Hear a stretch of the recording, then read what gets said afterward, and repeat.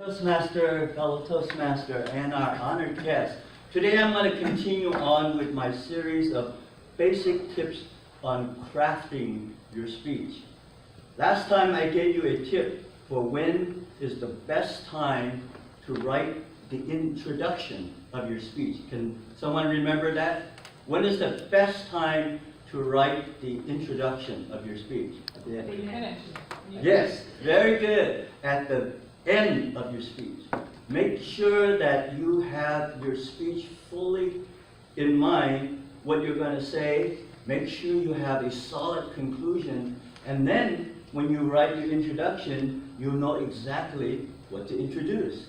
So writing your introduction at the end is something that will help you get over thinking about, what am I going to say? What am I going to say? How am I going to connect with the audience?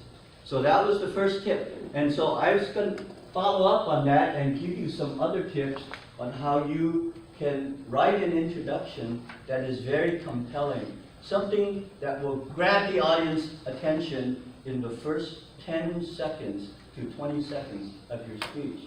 So the first tip on writing a compelling introduction is to ask a rhetorical question. A rhetorical question is a question that you don't expect the audience to answer. It's a question that you want the audience to think about. And you want them to think about something that is important or something that is provocative that will lead them into your speech. For example, I was writing a speech on the secret of achieving your goals. And I want the audience to know what the two secrets are. So the first thing I said was, why is it that some people always seem to get things done and others do not? So that gets you thinking, what? Why do people always get things done?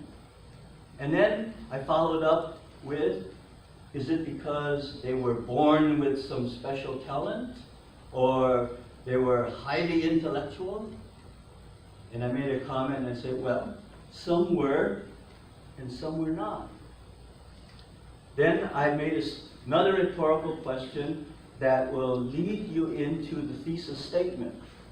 And that was, well, what is it then that successful people have in common? So that prepared you to listen to what my thesis statement is for the speech.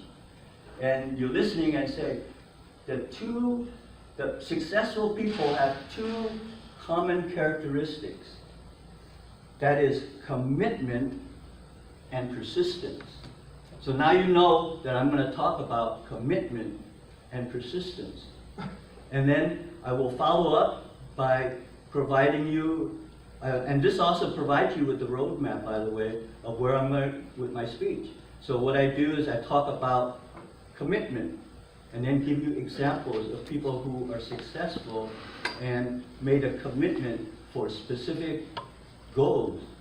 And then once I'm done with that, I transition into persistence. Once they are committed, then they are persistent in following the goals, give you some more examples, and then in the end, wrap up that successful people are committed and persistent. So it's something that you can easily remember.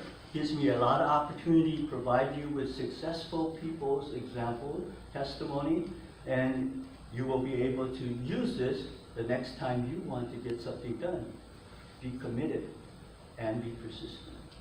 So when you have in mind a plan for what you're going to say, when you come up here to speak, I guarantee you will not be incoherent as you speak.